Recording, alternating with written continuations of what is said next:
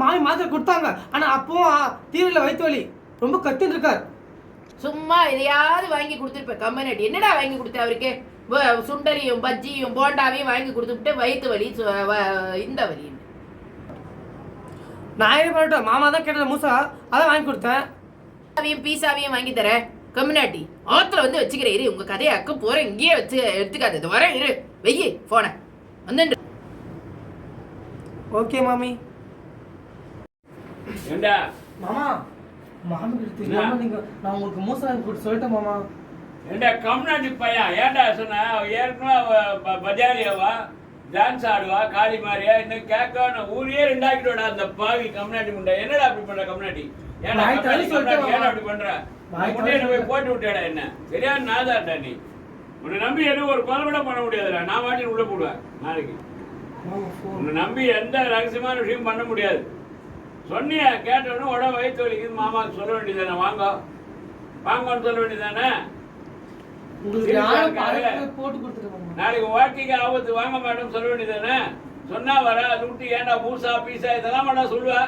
அவ ஆயிரம் ஒன்று கிண்டுவா. அவ ஏற்கனவே நல்ல நாள்லேயே கிண்டுற ஆளு, வாயிலேருந்து வாங்குற ஆளு, நேக்கா பேசி இன்னும் கேட்கவே வேணும். நல்லா வந்து சேர்ந்தியாடா எங்க இருந்தா கூட்டிட்டு வந்துடும். உன்னை உன்னை வச்சு நான் என்னடா பண்றது? சொல்லக்கூடாதுலாம் தெரிஞ்சுக்க. எப்போ அது போய் எல்லாத்தையும் பண்றது பண்ணிட்ட கம்னாடி போன் தான் ரொம்ப முக்கியம் எனக்கு. போ.